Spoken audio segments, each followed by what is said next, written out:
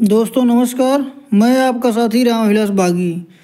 दोस्तों छात्र छात्राओं से जुड़ी हुई डेली न्यूज़ की महत्वपूर्ण जानकारी के लिए पूरा वीडियो जरूर देखें। दोस्तों, इस चैनल को अभी सब्सक्राइब नहीं किए हैं तो प्लीज़ चैनल को सब्सक्राइब जरूर करें और वीडियो को शेयर करें। दोस्तों, पहली महत्वपूर्ण जानकारी, शिक्षक भर्ती को लेकर इस साल भी बनी रहेगी असमंजस की स्थिति।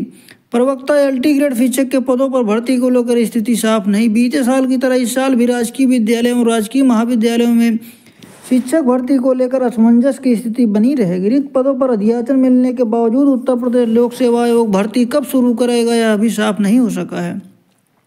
वर्ष 2023 की तरह इस साल के कैलेंडर में भी इन भर्तियों को जगह नहीं मिल सकी। पिछले साल अभ्यर्थियों ने राजकीय विद्यालयों में प्रवक्ता एलटी ग्रेड शिक्षक के पदों पर भर्ती के लिए आयोग में 2 दर्जन से अधिक बार धरना प्रदर्शन किया और ज्ञापन सौंपा। हर बार अभ्यर्थियों को बताया गया कि समकक्ष अर्हता का निर्धारण नहीं होने की वजह से इन भर्तियों का विज्ञापन रुका हुआ है। पूरा साल बीत गया लेकिन शासन स्तर से समकक्ष अर्हता का निर्धारण नहीं हो सका और भर्तियों को लेकर असमंजस की स्थिति है। इस बार भी आयोग ने वर्ष 2024 की भर्ती परीक्षाओं का जो कैलेंडर जारी किया है उसमें राजकीय महाविद्यालयों में प्रवक्ता भर्ती एवं राजकीय इंटर कॉलेजों में प्रवक्ता भर्ती और सहायक अध्यापक एलटी ग्रेड शिक्षक भर्ती को शामिल नहीं किए गए, जबकि इन सभी पदों के लिए आयोग की रिक्त पदों पर अध्याचन काफी पहले मिल चुका है।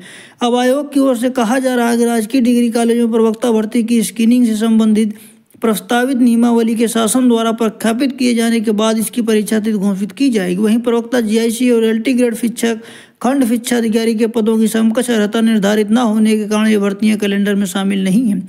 इनकी परीक्षा तिथि भी बाद में घोषित की जाएगी।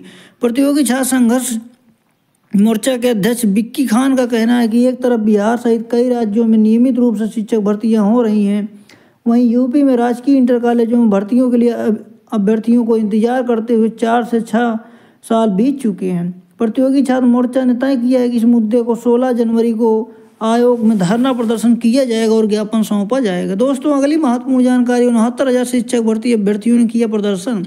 69,000 शिक्षक भर्ती में नियुक्ति से वंचित अभ्यर्थियों ने शनिवार सुबह गोल्फ क्लब चौराहा पर प्रदर्शन किया। अचानक बड़ी संख्या में अभ्यर्थियों के पहुंचने के बाद आनन फानन में फोर्स व बसें मंगाकर इनको फिर से इको गार्डन भेजा गया। पुलिस प्रशासन ने प्रदर्शनकारियों के 5 सदस्यीय प्रतिनिधिमंडल को सीएम योगी आदित्यनाथ के ओएसडी से मिलवाया। उन्होंने 22 जनवरी के बाद सीएम से मुलाकात का आश्वासन दिया है।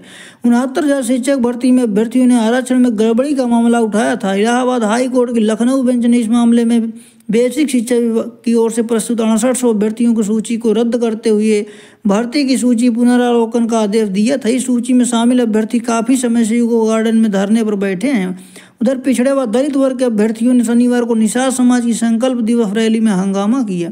अभ्यर्थियों ने एनडीए के सभी नेताओं के भांफड़ के दौरान नारेबाजी की। उप मुख्यमंत्री केशव प्रसाद मौर्य और प्रदेश सरकार में मंत्री आशीष पटेल ने कहा कि अभ्यर्थियों की समस्या के समाधान का प्रयास किया जा रहा है। ओम प्रकाश राजभर ने कहा कि अभ्यर्थियों की नाराजगी जायज है लेकिन उन्हें शांतिपूर्ण व धैर्य के साथ बात रखनी चाहिए। दोस्तों, अगली महत्वपूर्ण जानकारी, 3.25 लाख कक्ष निरीक्षक कराएंगे उत्तर प्रदेश बोर्ड परीक्षा। बाहर से होने वाली नकल रोकने की तैयारी में जुटे अफसर। माध्यमिक शिक्षा परिषद की परीक्षा 2024 में सम्मिलित हो रहे 55,25,288 छात्र छात्राओं की परीक्षा नकल विहीन संपन्न कराने के लिए करीब 3.25 लाख कक्ष निरीक्षकों की ड्यूटी लगाई जाएगी।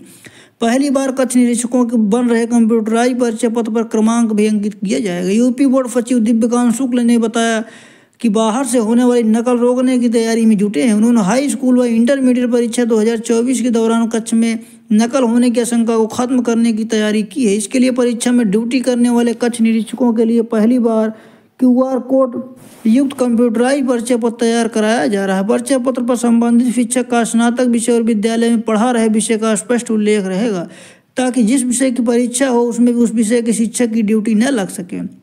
कुछ शिक्षक स्नातक विषय के आधार पर नियुक्ति पा जाते हैं और बाद में किसी दूसरे विषय से पर स्नातक करके बदले विषय में प्रवक्ता होकर शिक्षण कार्य करते हैं। इस कारण परिचय पत्र पर स्नातक विषय के साथ वह विषय भी अंकित रहेगा जो वह वर्तमान में विद्यालय में पढ़ा रहे हैं। इससे विषय का परीक्षा संबंधित विषय के शिक्षक की ड्यूटी नहीं लग सकेगी।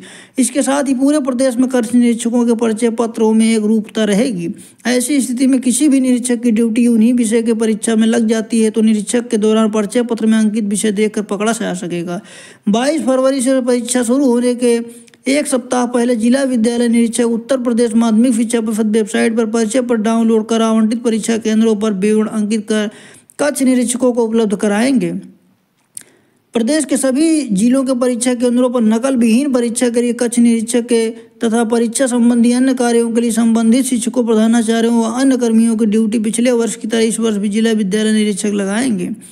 दोस्तों, अगली महत्वपूर्ण जानकारी, कांस्टेबल भर्ती की आयु सीमा छूट मामले में जवाब तलब। इलाहाबाद हाई कोर्ट ने 60,244 पदों की पुलिस कांस्टेबल भर्ती 2023 की आयु सीमा में 5 वर्ष की छूट मांग में दाखिल याचिका पर राज्य सरकार और पुलिस भर्ती बोर्ड से जवाब मांगा। यह आदेश न्यायमूर्ति प्रकाश पांडेय ने जयप्रकाश व अन्य अभ्यर्थियों की याचिका पर अधिवक्ता अनिरुद्ध पांडे को सुनकर दिया है। याचिका के अनुसार 60,244 पदों की उत्तर प्रदेश पुलिस भर्ती 2023 की आयु सीमा में 3 वर्ष की छूट दी गई है, जबकि यह भर्ती 5 वर्ष बाद आई है। यह भी कहा गया है कि पूर्व में राज्य सरकार द्वारा सुप्रीम कोर्ट में मनीष कुमार बनाम यूनियन ऑफ इंडिया में दाखिल हलफनामे में हर वर्ष आरक्षी भर्ती आयोजित करने की बात कही थी, लेकिन ऐसा नहीं किया गया।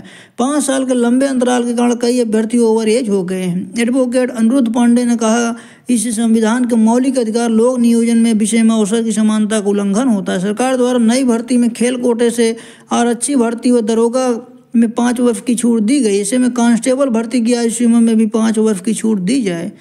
दोस्तों, अगली जानकारी, एलयू 17 जनवरी की परीक्षाएं स्थगित। लखनऊ विश्वविद्यालय में 17 जनवरी को होने वाली सभी परीक्षाएं स्थगित कर दी गई हैं। गुरु गोविंद सिंह जयंती पर सार्वजनिक अवकाश पड़ने के कारण यह फैसला लिया गया है।